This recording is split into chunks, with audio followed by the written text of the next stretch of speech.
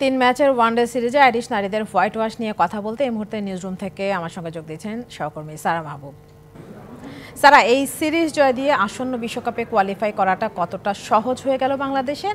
আর সেই সঙ্গে আরেকটা ব্যাপার, পুরো সিরিজ জুড়ে সব ডিপার্টমেন্টেই ভালো করেছেন বাংলাদেশের মেয়েরা। এই ধারা জ্যোতিরা ভবিষ্যতে ধরে রাখতে পারবে কিনা, আমাদেরকে উৎসবের সুযোগ করে দিবে কিনা আবার?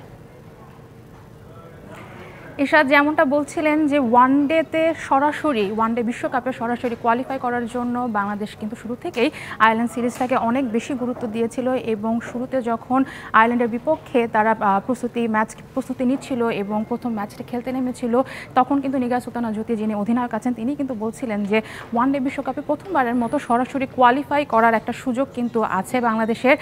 আয়ারল্যান্ডের সাথে 3 ম্যাচের এই সিরিজটির পরে ওয়েস্ট ইন্ডিজের সাথে 3টি ওয়ানডে ম্যাচের তারা সিরিজ খেলবে এবং প্রথম ধাপ হিসেবে কিন্তু 3 ম্যাচের সবগুলোতে জিতে অনেকটাই এগিয়ে গিয়েছে বাংলাদেশ। এখন যদি আইসিসি যে উইমেন্স চ্যাম্পিয়নশিপের যে টেবিলটা আছে, সেখানে কিন্তু বাংলাদেশ এখন 8-এ পৌঁছে গিয়েছে। সরাসরি কোয়ালিফাই করতে হলে 5টি দলকে সরাসরি তারা কোয়ালিফাই করে পয়েন্ট টেবিলে, যারা প্রথম 5টি দল থাকে। সেক্ষেত্রে যেহেতু বিশ্বকাপটি ভারতে হতে যাচ্ছে, ভারত সরাসরি এমনিতেই খেলতে পারবে। সেই সাথে এরই মাঝে অস্ট্রেলিয়া, ইংল্যান্ড এবং সাউথ আফ্রিকা কিন্তু কোয়ালিফাই করে ফেলেছে।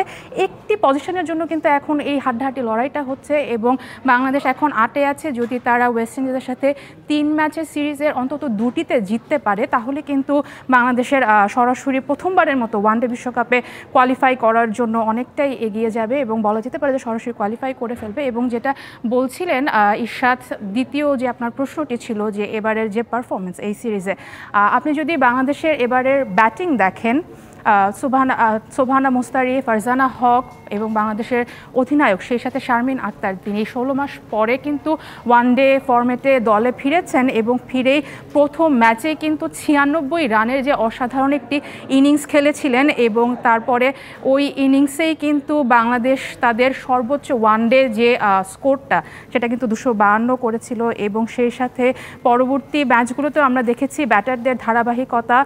যিনি বাংলাদেশের ফারজানা হক আছেন, তিনি 3 ম্যাচে 172 রান করেছেন এবং এটি কিন্তু তার সর্বোচ্চ রান।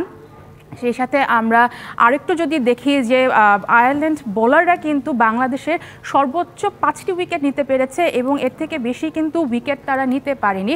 নগদের সর্বোচ্চ বার 167 টাকা রিচার্জে পাবেন 1 লাখ টাকা পুরস্কার। আরও আছে প্রতি সপ্তাহে পুরস্কার ও ক্যাশব্যাক।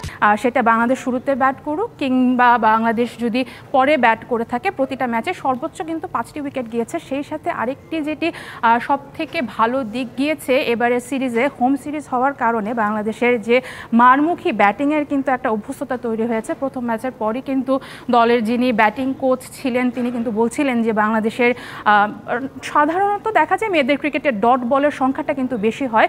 এবারে কিন্তু আমরা সেটাও দেখেছি, কিন্তু বাংলাদেশের মেয়েরা কিন্তু এই যে বাউন্ডারি কিংবা ওভার দ্য বাউন্ডারি 4 এবং ছক্কার যে একটা অভ্যস্ততা, সেটা কিন্তু তৈরি হয়েছে। আমি সার্বিকভাবে যদি বলি, টি20 ওয়ার্ল্ড কাপে একটা পারফরমেন্স শেষ করার পরে এর আগে কিন্তু খুব বেশি ভালো কিন্তু তারা খেলতে পারছিল না এবং এরপর হোম সিরিজে এত অসাধারণভাবে কামব্যাক করেছে। আমরা আশা করব এই ধারাবাহিকতা রইবে।